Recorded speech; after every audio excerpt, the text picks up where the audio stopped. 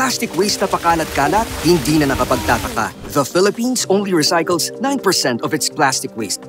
Parte ng issue ay ang kakulangan sa waste facilities at epektibong plastic waste management. Nakadepende karamihan ng mga Pilipino sa single-use plastics gaya ng sachets and pouches dahil mas accessible at abot kaya ang mga ito sa mga mamimili.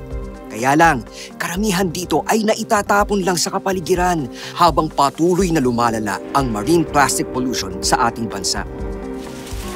Ano pwede nating gawing practical na paraan? Good news! Inilunsad ng Ajinomoto Philippines Corporation ang SariCycle! Isang reward system program na may layuning i-manage ang plastic waste through plastic collection.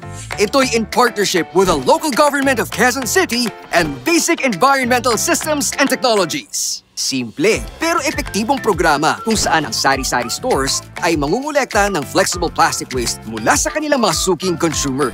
After segregation, these plastics will be deposited to collection centers for processing at di mapunta sa kapaligiran bilang basura. Each kilogram of single-use plastics can earn environmental points na maaaring gamitin to redeem grocery items and other products and services with different platforms.